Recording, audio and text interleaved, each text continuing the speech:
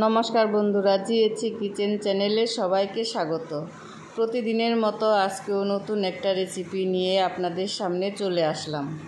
তো আমি আজকে রান্না করব পেঁপে দিয়ে নতুন একটা রেসিপি। তো বন্ধুরা দেখতে থাকো। প্রথমে আমি এখানে গাছ থেকে পেঁপে পেড়ে নিয়ে এসেছি।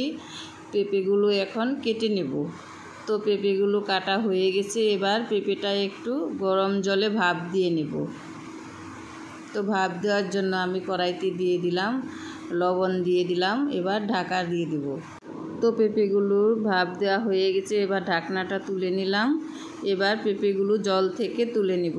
তো জল থেকে তুলে নিলাম। এবার সর্ষে পোস্ত দিয়ে একটা পেস্ট বানিয়ে নেব। তো পেস্ট বানানোর জন্য আমি একটা মিক্সিং বাটিতে সর্ষে পোস্ত দিয়ে দিলাম, কয়েকটা লঙ্কা দিয়ে দিলাম, আদা দিয়ে দিলাম, 4টে কাঠবাদাম দিয়ে দিলাম।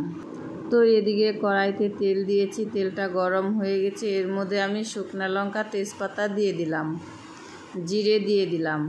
ফোড়নটা লাল লাল হয়ে গেলে এর মধ্যে আমি পেস্ট করা মশলাগুলো দিয়ে দেব।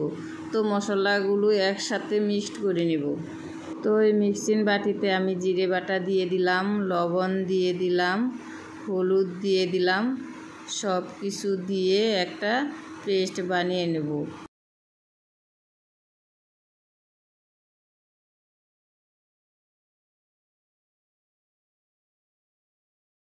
তো ফোড়নটা লাল লাল হয়ে গেছে। এর মধ্যে আমি মশলার পেস্টটা দিয়ে দেব।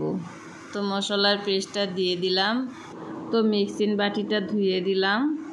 এবার মশলাগুলো ভালো করে নেড়ে কষিয়ে নেব।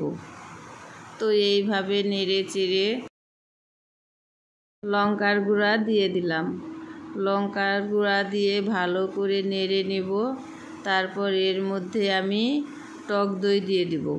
তো টক দই দিয়ে দিলাম। টক দই দিয়ে আবার ভালো করে নাড়তে থাকবো। নাড়তে নাড়তে মশলাটাকে ভালো করে কষিয়ে নেব।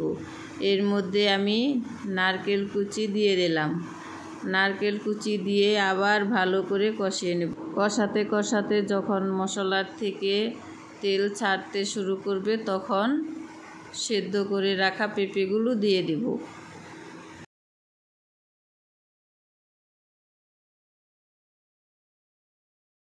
তো সব কিছুর সাথে খুব ভালোভাবে কষানো হয়ে গেছে। এবার পেঁপেগুলো দিয়ে দিচ্ছি।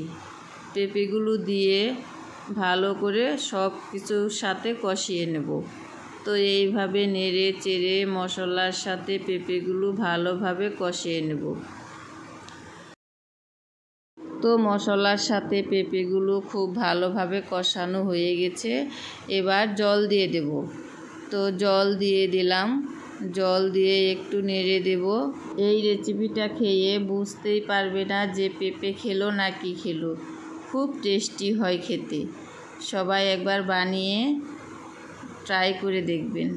তো জল দেওয়ার পর ঝোলটা ফুটে গেছে। এবার গরম মশলা দিয়ে দেব।